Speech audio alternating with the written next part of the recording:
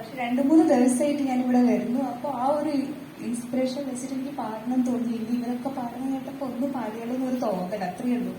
പിന്നെ പാടാൻ വിചാരിക്കുന്നത് പാട്ട് പാടി ഉറക്കാൻ എന്നുള്ള പാട്ടാണ്.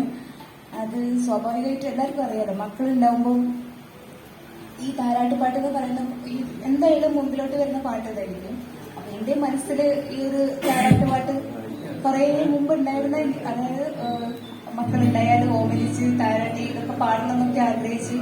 അപ്പൊ ഞാൻ മോന് പാടിക്കൊടുക്കും. പക്ഷെ മോന് പാടിക്കൊടുത്താലും ഒന്ന് ആസ്വദിക്കുന്നുണ്ടോ ഒന്നും എനിക്ക് അറിയില്ല. കാരണം മോന് കുറച്ച് വൈകാരികമുള്ള കുട്ടിയാണ്.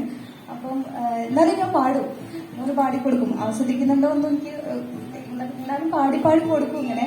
പിന്നെ അതിന്റെ വരികൾ എന്ന് പറഞ്ഞാൽ രാജാവായി തീരും നീ ഒരു കാലം മോമനെ, അതെനിക്ക് ഭയങ്കര ഇഷ്ടമാണ്. അത് ഞാൻ മോന് പറഞ്ഞു കൊടുക്കും. രാജാവായി തീരും, രാജാവാകും വലിയൊന്നുമല്ല, പക്ഷെ എല്ലാ അമ്മമാർക്കും മക്കള് രാജാവായി. അപ്പൊ ഞാനും മോനോട് പറയും രാജാവായി തീരും നീ ഒരു കാലം മോമനെ. അതാണ് ഏറ്റവും ഇഷ്ടമുള്ള വരി.